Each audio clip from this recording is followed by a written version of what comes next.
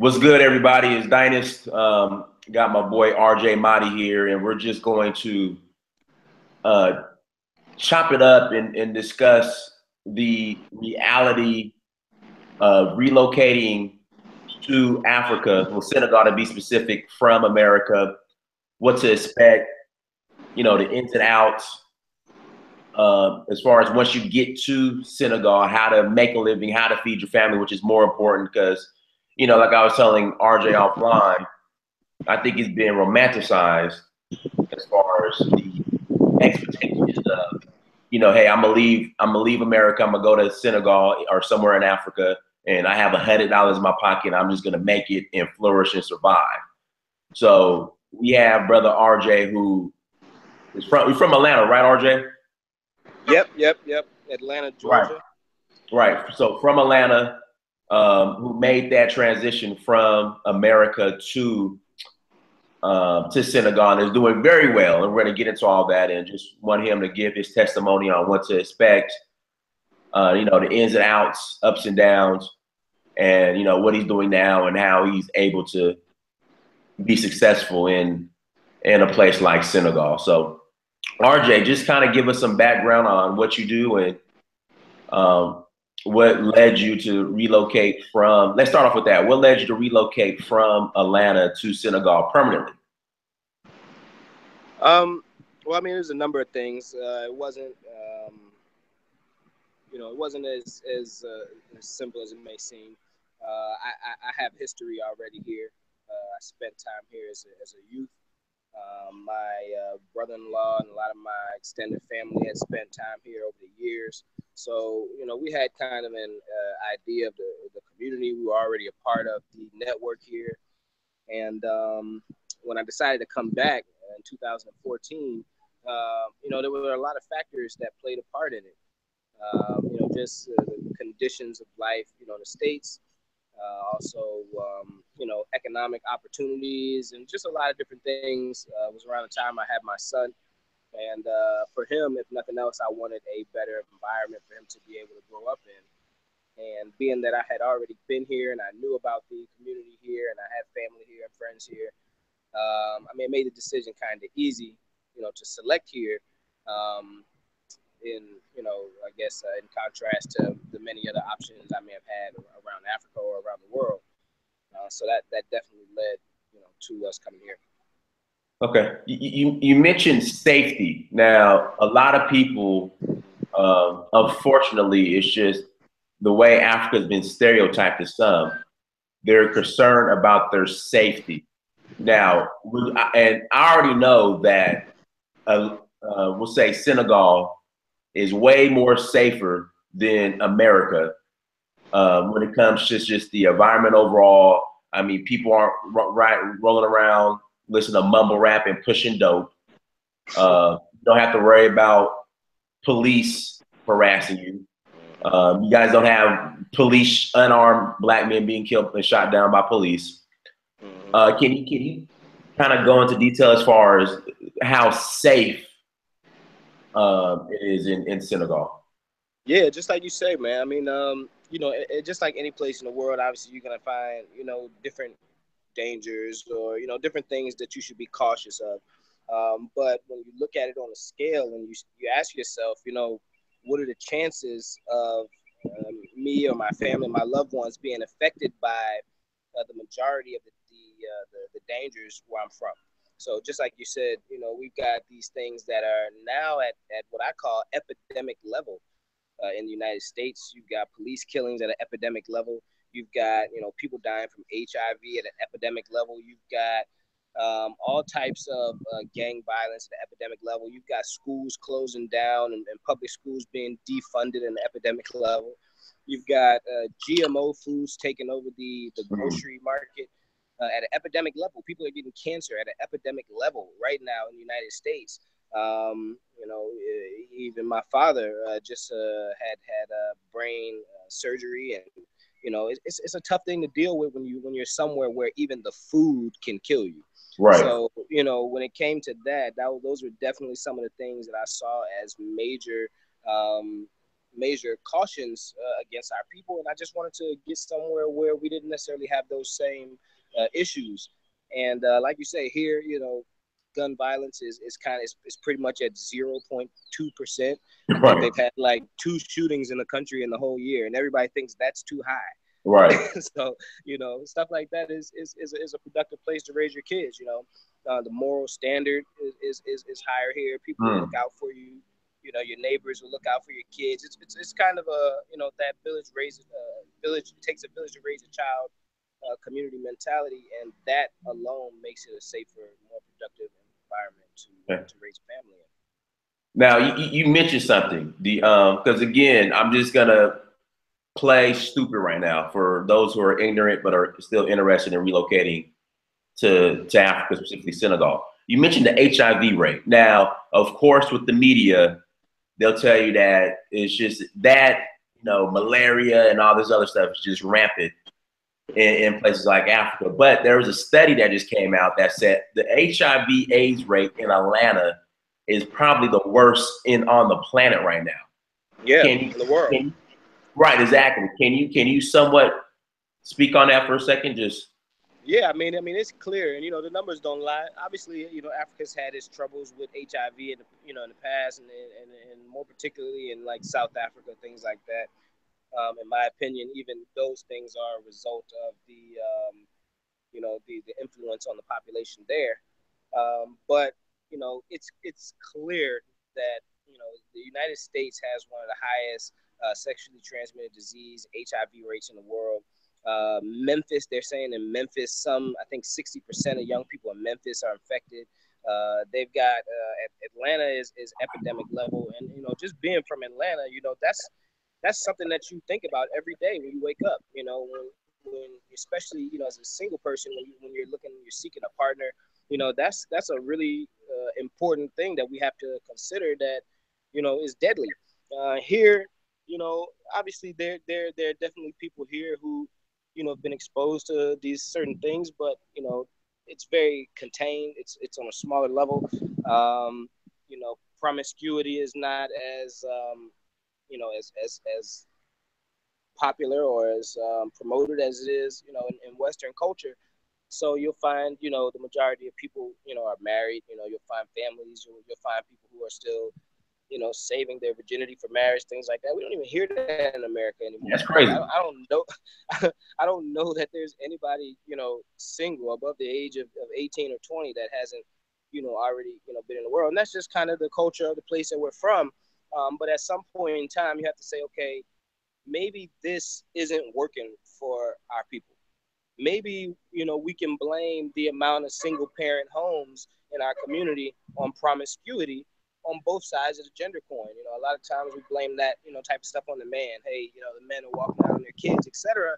But it goes both ways. And I think that a lot of the societal issues that we're having are based on stuff like that. So obviously the HIV rate, things like that are the same, but like I said, when you step outside of that, you say, hey, look, let me find somewhere where this particular societal issue is not a major issue, and it's something that we can be productive around without, having that haunting us. It's scary, man. I even have people, friends, there in the States right now who are looking at the HIV rate and saying, look, I'm never getting married. I'm never touching anybody ever. And you can't blame them. But, at some point in time, you got to be proactive and say, okay, let me just get outside of this environment, and maybe the results will be a little different. Yeah. And another thing you mentioned too, and that would be, and this reason will be the primary reason why I would relocate to a place like Senegal. Schools. Now, how are the schools in a place like Senegal compared to the schools here, we'll say in America? And safe, and as far as your kids being safe, like to be honest, I'm worried about raising my son here just in regards to his safety. Like, okay, can he go outside and play and not have to worry about either being abducted by some Chester or getting around? I mean, seriously. Yeah, you're absolutely right. And the schools here in that right are definitely a lot more progressive. And, you know, they have their challenges as well. You know, most of the challenges that I see here in the educational system more so lie in, you know, but government budgets and, you know, not having the funding that they need to upgrade facilities and things of that nature, which are, you know, perhaps, if I can say, even kind of small problems. But, you know, like you say, in the States, you know, the school systems have become what a lot of people are calling a breeding ground for jails and prisons. You know, the school systems are, you know, breeding our children to be materialistic. They're breeding our children to, you know, have this mentality of having to fight against each other, to compete against each other. And they're, you know, frankly, they're breeding a lot of the same issues over and over. So it's kind of like a cycle. It's like, you know, the things that were happening 10, 20 years ago are now snowballing into bigger issues. And we're not even going to talk about school shootings and, you know, having to worry about people being abducted from schools and things like that, because those things are huge, you know, in the States as well, and something that you never see here. Never, ever, ever, you know. So, again, that was one of the things that concerned me having a son. You know, you got to think about it. You got to say, okay, yeah, I can raise my son, you know, the best I can. I can shelter him from as much negativity and as much non-productive things in his life as possible. But, you know, at some point in time, he's going to have to leave the house. At some point in time, he's going to have to step outside and say, well, you know, you told me that this was, you know, a bad thing, but when I go outside, all I see is everybody doing this thing. You know, you told me that, you know, uh, any one of the number of things that you want to raise your child in a way, you know, that's productive for them. But, you know, in all actuality, you know, a lot of times you see in the society in the West that those things are not even, they're not even as promoted, or they're not as, what's the word? They're not even pushed, you know, on our generations of youth. And we have to really take that in consideration, because it's what's building tomorrow. So, you know, do we want our kids to grow up in an environment that, you know, worships, you know, pop stars, and, you know, goes off on, you know, these fads that are not great, you know, sustain, that teach them morals, that teaches them family values than we were. You still there, RJ? I'm sorry. Okay, I just want to make sure you were still there. It's kind of getting choppy a little bit. All right, so let's see here. So you have somebody who wants to relocate to Dakar. What are some of the first steps they need to take in order to, I guess, properly transition to Well, Senegal? first and foremost, for anybody who is looking to move here, the first thing you need to do is research. And in research, I don't just mean go online and Google, you know, how to move to Dakar. Research starts with, you know, building relationships and connections on the ground.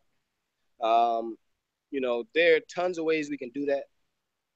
Social media, Facebook, things like that make it super easy for us to reach out to somebody who's on the ground already and say, hey, can you keep an eye out for me for, you know, a place? Can you help me with, you know, finding land and property?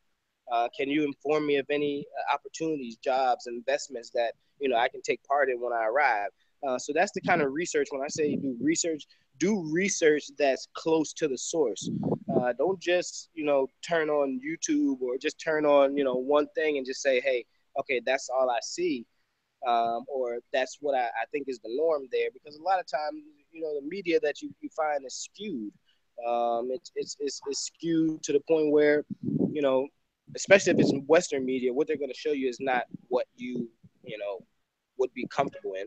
And then if they do show you something that's better than you expect, 9 times out of 10 is going to be a tourist trap, or somehow you're going to, you know, end up overspending, overpaying, just because of the mere fact that you don't know and you're not from here. So, you know, those things can be easily used to take advantage of you.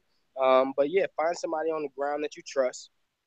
Talk to them directly. Get them to advise you on different resources here, and then sit down and make a calculated decision about how long it's going to take you to get there. about how much money you're going to need to take with you, about what you're going to do when you get there to sustain life. You know, you're still going to have some type of income. So, you know, all of these things you should sit down. Even though I came here 15 years ago as a youngster, even prior to coming here this time, it took at least a year, 2 years for my wife and I to, you know, put our complete plan together and talk to all the people we needed to talk to make sure that when we got here, you know, we would be straight. Okay, so if someone came to you and said, "Look, I'm gonna jump out on faith. I have $100. I've never been I've never been to Senegal before, but I'm just gonna jump out on faith and I'm gonna move and do it." What would you tell that person? With $100? With $100, I'm being serious. I'm being dead serious.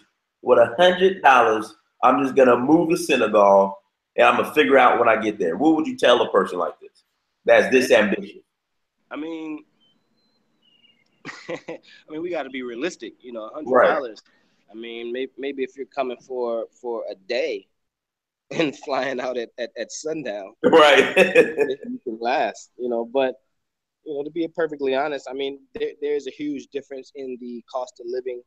There's a huge difference in the exchange rate, you know, from America. And I think a lot of times people hear these things and they think it's somehow magical. You know, Right. it's like, you know, I can go there with extremely little. But more realistically, if you wanted to come here and completely relocate on the most minimum budget, you know, and this is if you know, come here and you've already got, you know, your place, you've already got some income about to be coming in. You know, the minimum you should come here with is at least a couple $1,000s. Right. You know, to get settled in, which is still a lot less than it costs, you know, for most people to move across country in America. I mean, if you live in Atlanta and you wanted to move to, you know, Texas, it probably cost you more than a few $1,000s. Right. So yes, it is a huge difference in that cost of living and the transfer rate. It's about 600 francs CFAs to every $1. Right.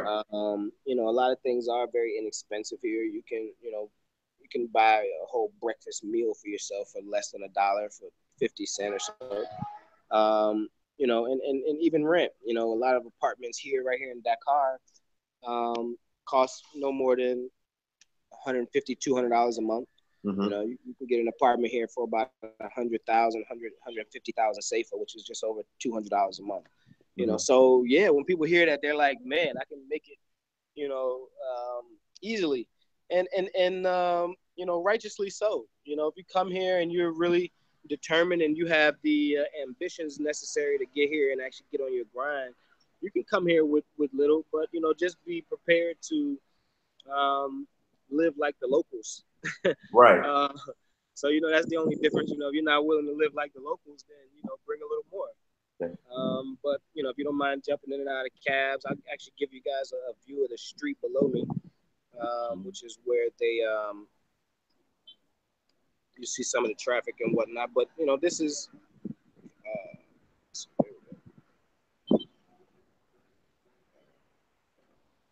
You there? You guys see that or no? No. All right, Yeah, but yeah, you got different options. You got the options that the locals would get. You got the options that, you know, a repatriate would get, and then you have the options that a tourist would get. So, you know the difference in those options, and make sure you're not, you know, coming here as a, you know, to live like a local and being taken advantage of like a tourist. So that's, you know, that's just some free game for you. Okay. So as far as actually buying property in Senegal, how is that process? If I want to come and I want to buy, you know, maybe some land, build a house, or buy a condo, how's that process work in Senegal? Can you hear me, bro? Yeah, I hear you. Did you hear me? I'm sorry, I had the speaker had went off. Okay, I can hear you now. Okay, you want me to ask the question again? No, so yeah, I mean that's pretty much it. If you want to come here, I would just, you know, totally suggest that you do some research. Again, there's 3 different levels. You know, you can be in the level of a local, on the level of a repatriate, or the level of a tourist. And those three levels are defined by your budget, pretty much, and what you're looking to achieve. Okay. My next question was, if someone wanted to buy and acquire property, either land to build a house or a condo, how's that process versus the way we do it here in America? Because I know they don't do like home loans and Nah. stuff like that. It's like you got to come with cash for the most part. Versus in Yeah, America, it's you a put cash market. 5% down and Yeah, finance the rest. yeah, no, it's definitely a cash market. Um, there are some banks here that do home loans, but they're very, very, very, very, very few. And in order to get those home loans, in order to secure them, you have to have a considerable amount of collateral. The Mm-hmm. banks here don't, they don't loan out large amounts of money like that. But it's definitely a cash market. But again, just like we were talking about the cost of living, you can often find a house that in America might cost you $150,000-$200,000. You can find it here for maybe $50,000 or $60,000. So you do have that huge discount that allows you to be able to spend in cash. Um, if you were to come here, and the thing about here is not too many people sell built houses. Mm-hmm. In America, you have a developer that just builds 100 houses in a subdivision and just says, "Hey, come buy one for 200 grand." Here, you don't really find that too much. Here what they sell is land. They sell you the land, plot of land, and then you build your own house. The home building process here is very simple. So the most important thing is to really have somebody who can be with you to walk you through it. Somebody who knows the local system and the local, process of doing things. But yeah, you could buy a plot of land here, maybe even nearby Dakar, for 10 grand, you know, Mm-hmm. and you could build a 2 or 3 bedroom house on it for, you know, 40 to 60 thousand dollars. So in total, you're looking at maybe 70 grand, $80,000 furnished.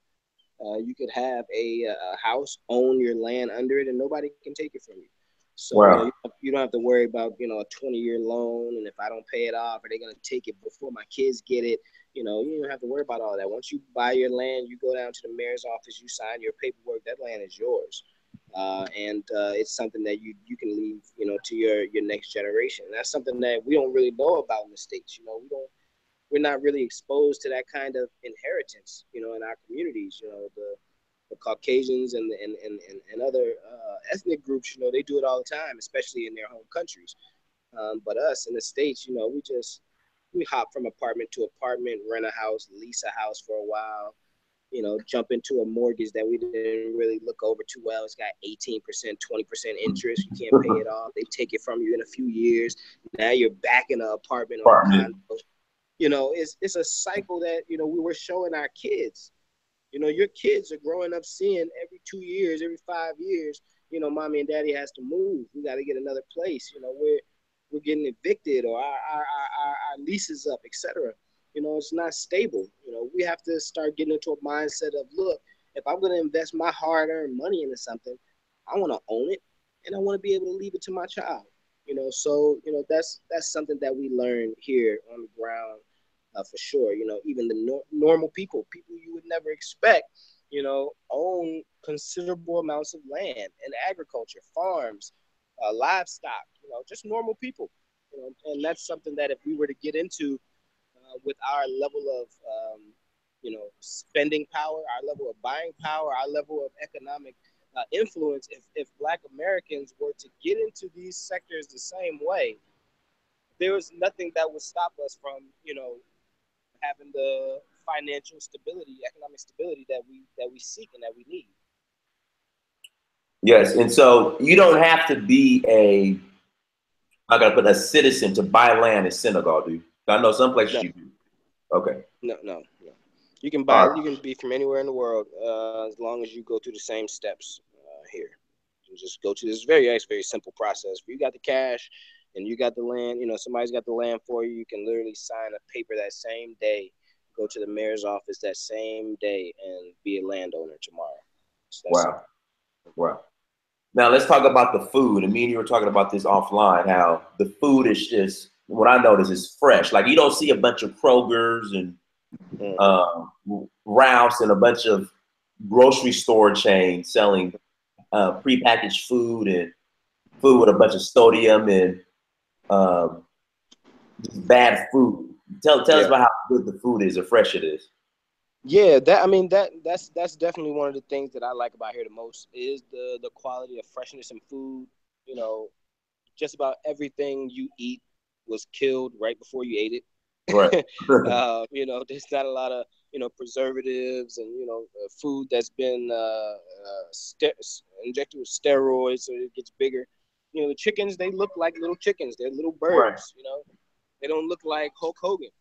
Right. You know?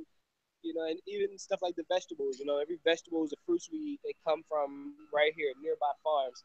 Actually, I want to show you guys something. Where I'm at, right behind here, and you guys may have seen this in some of my videos, but there is a huge urban farm right behind where I stay at here in Dakar. And literally, you can go down there early in the morning, and you will find tons of little old ladies, housewives, going down there buying their groceries for the day. I don't know if you can see it, but it's over here in the distance.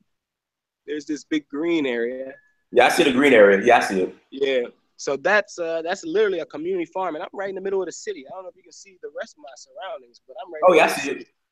You know, there's nothing but big tenement buildings, large-scale houses, multifamily homes around here, and these people literally walk right down here into this green area, buy their cabbage, buy their carrots, buy their cucumbers, buy this thing you buy it fresh out the ground. It was just picked right before you took it home and cooked it. So, you know, that provides your body with obviously a break. You know, when we come here from America, one of the hardest things coming here from America is detoxing your body from the stuff that we eat in America. All of those hamburgers, that pizza, that cheese, those, you know, Chipotle bowls and Chinese food and all of that stuff is backed up in your stomach. You know, you got it sitting in your stomach. It's been in there for 2-3 months, 6 months. You're holding on to those steaks from Longhorns. Right. You know? But when you come here, one of the first things your body does is detox. It pushes all of that out. You didn't know how much trash was in your body until you come to Africa and sit on the toilet. Right. Then you start thinking, man, all of this was inside of me. It's not healthy. So here, you know, the level of quality of food, you know, is so much more fresh and so much more better for our bodies. It's kind of hard to even go back. And they do have the Western options here. So don't think you can't still find a hamburger. Don't think you can't still find pizza. You know, you can find all of that stuff here. We got a place here we go to and buy Chinese food and sushi, you know, but it's not a part of the regular diet. And it's not even, from what we see, a lucrative business, the fast food, you know, Western American kind of restaurant, because people don't really buy it too much. People eat at home. You know, this is not a fast food society where people just eat out every day. Again, they have those places, but even when you go there, there's very few customers. I myself just opened up a coffee shop restaurant type spot, but even there, we're not even selling food, because in the communities here, people eat at home. You know, it's back to that traditional values that we had when we were young, when you didn't eat unless everybody was at the table, and you didn't eat outside the house if mama was cooking. And right. You didn't, you know, it's that kind of society. It's like, come and eat. When lunch is down, everybody in the household comes and eats. There's no, oh, I'm good, I'll grab a hamburger on the way. Nah, come eat with the family. Right. You know, eat this healthy food that we just dug out the ground. Mm-hmm. Leave the hamburgers and all that other junk food for somebody else. Mm-hmm. You know, so that's kind of the mentality here. And that's a productive mentality. That's a mentality that we had, you know, more where we're from. You wouldn't see so much obesity. You wouldn't see so much, you know, of these cancerous diseases that are eating us alive, man. We got to watch what we eat, and we got to make sure that we're monitoring what our family members eat as well, because, you know, we're all we got. All right, you brought something up. Let's talk about immunity. So like you said, you can pretty much find in Senegal everything, all the amenities that you had access to in America. Now, can you get fast internet? Of course, you get a hamburger if you want a hamburger. Um, Gym memberships, like stuff like that. Can you find all that in Senegal as well? Absolutely. All of that stuff's available. I'm talking to you guys right now on internet. I don't know how clear it is and how fast you guys can hear me, but I'm on 4G internet right now. We have 4G internet inside of our Cafe Wifi coffee shop spot. You can put 10 computers on it and everybody be connecting and watching YouTube and Netflix at the same time, and it will still be connected. So we got that for sure. And, sometimes it can be spotty. Obviously there are the challenges, that stand. But things like gym memberships, absolutely. Even where I live in Medina Bay, which is a little ways from here in Dakar, it's about 4 hours away. It's a more sub-rural kind of area. You can still have top quality gym access there. There's a couple gyms in town that a lot of us Americans go to. Hotels, you've got five-star hotel, Five Palace Hotel. You've got Radisson Blue, which is a beautiful seaside. You've got tons of all of those things that you can think about in America: beauty salons, hair supplies, nail shops, you name it, you'll find it here. And even if the locals don't use those type of things too much, they're still here for the people who use them. Okay. Now, Senegal is a French-speaking country. Do you recommend somebody to learn French and Wolof, or French or Wolof before they relocate? I mean, that's kind of up to the person. I learned Wolof easily when I was here as a youth, and I just never forgot it. It's been a part of me, since then. So I speak Wolof fluently. French to me is a more difficult language, and I've just not been motivated to learn French too much. Maybe because I've got translators that I move with that help me with that, and that makes it a lot easier. But you definitely want to learn one or the other. English is not that widely spoken here. You can find English speakers here if you're in a community where English speakers are. For instance, where I live in Medina Bay, we've got dozens and dozens of English speakers live all within the community with us. About 40 or 50 Americans, a lot of folks from Nigeria, Ghana, Gambia, England. So we speak English all the time where I live at. I probably speak Wolof there maybe 40 or 40% of the time. Here in Dakar, on the other hand, everybody speaks French, plus Wolof. I can get around with the Wolof. And if you don't speak either one, though, you probably find it pretty difficult to navigate. Okay. Now, as far as becoming a legal citizen and getting an ID in Senegal once you arrive, how does that process work as far as becoming a citizen if you're an expat in Senegal? I mean, technically, that number one, that's not even something that I have personally looked into doing for myself. Okay. Yeah. I just, we already have, especially when the passport that I have allows me to travel around the world. So I wouldn't trade it for a passport that limits my travel. You don't have to become a citizen to own a business here. You don't have to become a citizen to own land here. You don't have to become a citizen to go to school or study here. So really, there's no, real need to trade citizenship. I mean, it's not really necessary. Senegal respects its internationals. They respect its repatriates and people who've moved here, and that allows us to navigate here without too much headache. Um, I've heard of other countries saying, "Hey, you can't own land or you can't own a business unless you're a citizen," but Senegal is not like that. And it's pretty casual. It's pretty late. What's the word? Like they're pretty laid back, if nothing else, when it comes to those kind of things. Okay. So, but you could have dual citizenship too if you wanted to, right? So if you wanted, you can still, you don't have to renounce your American citizenship or renounce your American passport, and you can have both, like a Senegalese Yeah. passport and an American passport still, correct? But you just chose not to do it yet. Yeah. I've heard of people doing dual citizenships. Again, I haven't really seen any, need to.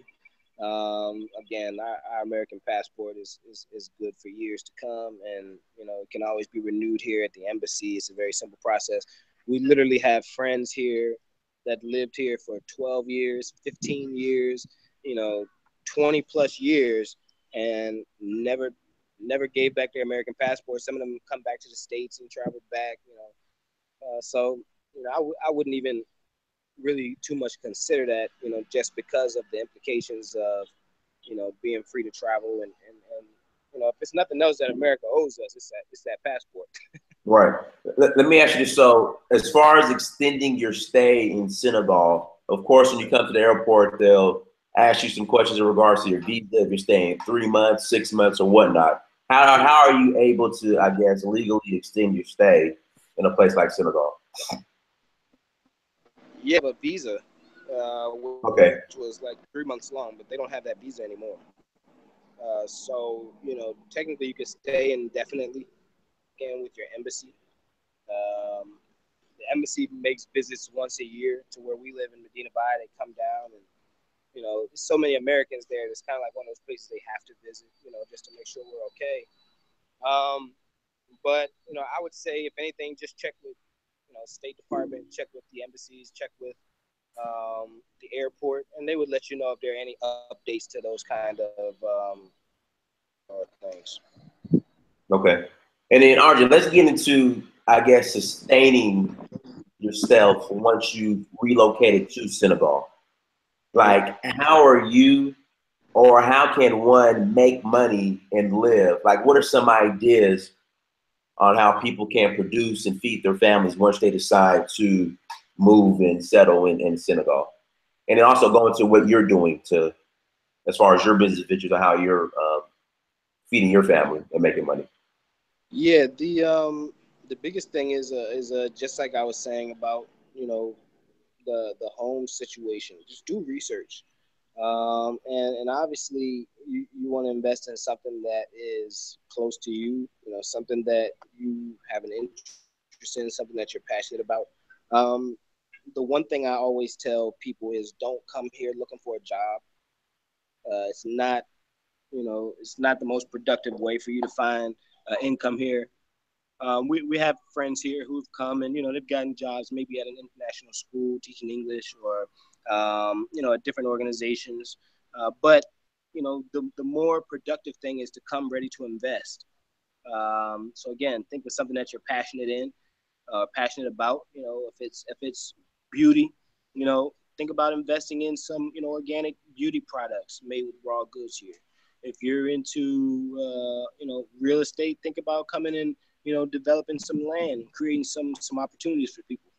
If you're into education, think about coming in, not working for a school per se, but think about how you can come and teach or create a school. Come to create opportunities is what I tell all of our people that we consult on relocating.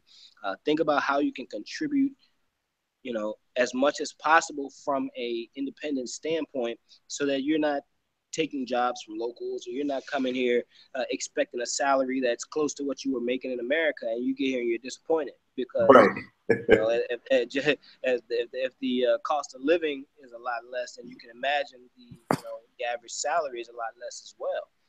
We're talking about people here. There are people here who literally take a salary of about $100 a month, and they sustain with that. They live off of that. But for us, realistically, that you're not gonna really be completely satisfied. So, my suggestion is just come ready to invest. And that's why we started our Made in Africa Investors Club. Was because so many people were reaching out to us about, hey, I want to come to Africa, I want to come there, but I don't know how I'm gonna make money. Or they were calling us saying, "Hey, can you find me a job there? Who's hiring over there?" And before I go and tell you, the starting salary at some of these hiring places, I'd prefer to sit you down and give you some more realistic ways that you can be financially productive. So, we started our Made in Africa Investors Club. And to date, we've brought in tons of people who are investing in education, people who are investing in hospitality, people who are investing in real estate, people who are investing in tourism, people who are investing in technology. And these are people all over the diaspora. These are people in America. These are people in England. We've got even some people here on the ground that are members of our Investors Club as well. And all of them have one thing in common, and that is that they want to be the leaders of an industry that they see an open opportunity in. So these are people that either traveled here or did some research and found out, hey, they don't have this particular amenity there, and I'm sure they would love it. So let's start it. Let's implement it. We've got people who are bringing about. I can't give away any of their projects. It's obviously a non-disclosure thing, but we've got folks who are investing in some very innovative advancements, and surprisingly, these advancements are not very expensive to start up. We see in America so many things that we're used to, and we take them for granted. We think that they're just everywhere. But sometimes you'll find out that, man, these people never heard of, this so-and-so, this particular invention, or this particular program, or this particular website, or this particular, ability. And then you say, hey, but if I brought this here, how profitable could that be? And then you do some research, you do some market research, and then you try it and you test it, and you say, hey, look, I think if I put this here, this would be just as profitable, for me as it was for the people who were the first to bring it in America. You think about some of those people who are innovative, some of those trailblazers who came up with, the first to do this, the first to do that. Now they're billionaires. Think about if you were to come somewhere where those things were not at yet, and you were the first to put it there. How does that position you? How does that, put you in a position to be able to sustain not only for yourself, but to create jobs for people, create opportunities to bring economic advancement to the local communities, to encourage export and trade, to encourage people to step up their skills and their professional skills and advance them in their own careers. And then when all of these things take place, then you see a more widespread community advancement take place. But it all starts with somebody coming, being a trailblazer, take risks, go out on a limb and say, hey, I'm going to bring something new. I'm going to bring something that is productive and, for the society. And I'm going to watch it grow, and I'm going to help people in the process. That's what we do. Well, let me ask you this. What can someone relocating from America to Senegal bring, or what kind of service can they offer that is needed in Senegal that we might have over here? In Senegal, man, there's tons. Literally, every industry, every sector has something in it that you can add to it. So any sector, from telecommunications to electronics, to art, to media, to education, to hospitality, to medical, has something you can add to it. Now in Senegal, I could give you a list, but it would be a long one. Number one. Okay. Number two, a lot of the things that I would want to give you on that list, I can't, because they're projects that we're actually researching and dealing with a lot of our members in the Investors Club. So okay, for those of you who really want a more in-depth explanation, or more in-depth research, or some more in-depth assistance, don't hesitate to join our Investors Club, where we discuss a lot of these things in a lot more depth, and we even give out to our members a list of open projects that they can jump right into. So that's why I can't really give out that list on this call, because that's something we literally give to our members. When you become a member of our Investors Club, we literally present you with a list of all different available opportunities that you can say, hey, I like this one. Hey, I like that one. Hey, how much does this one cost to get involved? And hey, how much do I have to invest in that one? And then we help you through the process of doing so. But a little more vague, just think any industry, any sector there's something inside of it that you can bring here that will be new, that will be exciting, that will be a trend-setting advancement here that could be very, very, very profitable.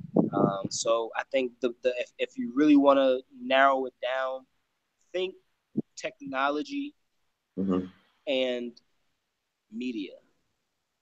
Okay, got it. If you want to narrow it down to like, a finer, tooth comb, think technology. Because number one, technology is something that fits in every sector.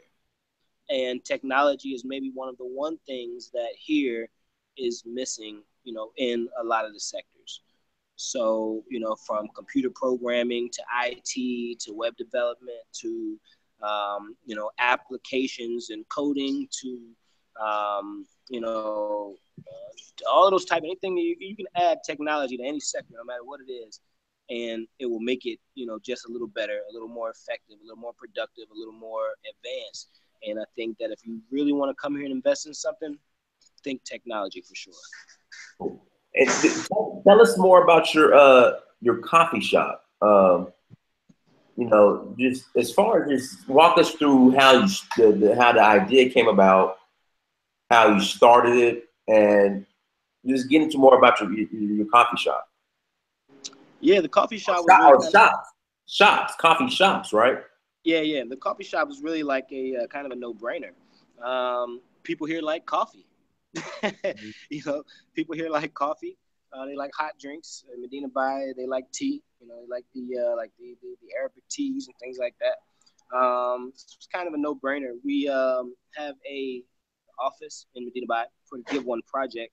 I'm the director of Give One Project Cowlack, and when we opened that office, ironically, it came with an attached industrial kitchen. It actually used to be a restaurant.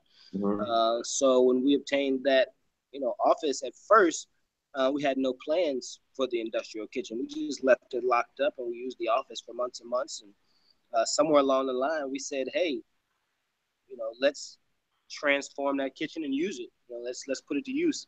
So again, I can't go into too many even details on how that project came about, because it's also a project that came out of our investors club. But short story, we talked to a couple of Americans who had been here, who had traveled here, who had seen the trend in coffee, and they knew everybody here loved hot drinks, and they also knew that here Wi-Fi accessible hotspots are limited. Right. People just don't, they don't have them as accessible here. So when you take those things, you take something that the people like and are used to, and put it together with something that the people don't have yet but need and are technically asking for. It just makes for a good combination of business. And we moved forward with it, put our heads together and put our money together, and we went ahead and invested in that first spot. And now we're looking to expand it to as many as 50 locations over the next 24 months. So wow, we're thinking about a quick expansion. We're thinking about putting them around all of the universities and schools. We're thinking about expanding even outside of Senegal into some of the neighboring countries. So it's just about filling a need and making it fit in with the productive goals of the community. So, let me ask you this, RJ. What's the link to your Investors Club site, so I can put it in the chat so people could who are interested? Yeah, the website is madeinafricaproject.com. And on there, you'll see a page that says Investors Club. It explains a lot about the different sectors that people, should invest in. You'll also see there details about our membership packages, etc. But if you contact us via that page, somebody will get back to you with, more details and see how we can be, productive in your own search or in your own, research towards investing. Okay. So madeinafricaproject.com. Okay, so people go to that, and then if they're interested in investing, they could definitely get set up as far as specific opportunities in Senegal. Okay, yeah, there's some people in the chat saying they're gonna check it out immediately. So, Nice. yeah, man, is there? I appreciate you coming on, man. I mean, people they need this. They need this information because they need a realistic take on moving to Africa, not just visiting. Because I can definitely chop it up in regards to just visiting Africa, but when it comes to relocating and actually sustaining yourself in Africa, that's not my expertise. So I'd rather bring on somebody who lived in America and relocated to Senegal and is definitely um, sustaining himself, and not just sustaining himself, really doing it big like you are. So I'm glad you took the time out to come out on the chat, man, because people just need to hear stories like yours so they can have an idea of what to do and how to get set up, just where to get started as far as coming to Africa. Like I said, I hear people, hey, I want to move to Africa, I got $100. I don't know what the hell I'm gonna do. I don't know where I'm gonna stay, but hey, I'm gonna do it anyway. I'm like, brother, you might want to just pump the brakes a little bit. So and that might be kind of tough, but I mean, if you got somebody here to receive you, it's not impossible. If you got somebody right, but who's going to house don't you, have that though. if you That's got the somebody thing. here who's going to house you, who's going to feed you, who's going to take care of you for a while until you find your way. I mean, it's not impossible, but you'd probably be doing yourself a huge disservice, and putting yourself into a situation where you'd probably not be happy. The best thing to do, just give you guys some quick free game. If you're ready to go and you're like ready to go like now, like you're ready to get up and go, this is what I suggest. Look around your house and think about how much money you can make off of the things that you own. Pretty sure you own a TV. Pretty sure you own a computer. I'm pretty sure you own, all kind of electronics. I'm pretty sure you own some Jordans that you got still in the box. Pretty sure you own a considerable amount of clothing that you don't wear. Take it to Plato's Closet. Take it to Once Upon a Baby. Take it and do a garage sale or a yard sale. Take it to your nearest pawn shop or jewelry broker. If you really want to put some money together, I'm sure you can put some money together. A lot of us are so stuck to our material things that even those material things that we worked so hard to obtain are holding us back from reaching goals that are more productive for us. So again, look around your house. Think about how many things you have in your house right now that you can turn into money, and that money can turn into your way out. Pretty sure you probably got a car, whether it's a used car or not. Go out and if you got a used car, go and sell it. Your car's paid off. Go and sell it. Go put it on the market. You own some jewelry, gold, things like that. Go get rid of it. It's not even worth holding you back. So let go of some of that dead weight, some of that baggage, and it might finance the next steps in your journey. So let me ask you. So RJ, when you relocated to Senegal, did you completely sell everything you had in America? Yeah, pretty much. I did everything I owned. Wow. So, are there any questions in the chat that you have for RJ? I know the brother has to get to his day, get on his grind.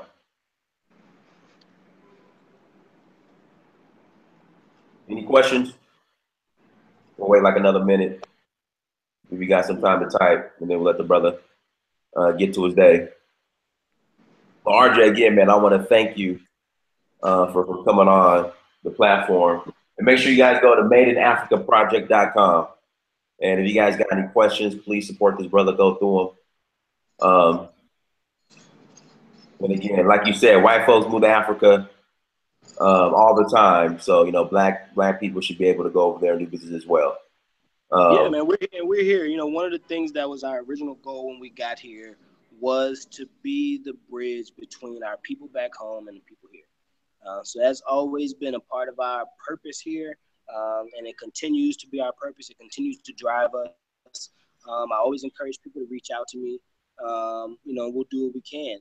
We are here because we wanted to show people what was possible, what was available, and you know, what options that we had. And in doing so, we've created a huge network of people who are just as emotionally attached to this kind of mission, which is to provide sustainability, to provide opportunities, to create networks, and to create businesses and economic advancements.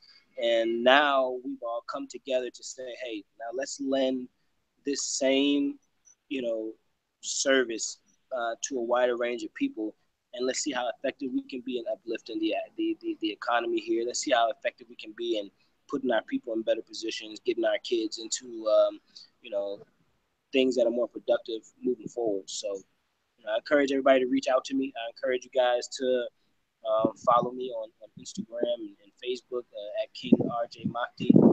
That's at King RJ Mahdi. Also, you can find me on YouTube. I've got tons of videos there detailing our different investments, detailing our different programs that we have going on here for the youth. We've got women empowerment programs going. We have youth development programs going. We've got educational programs, medical programs, you name it.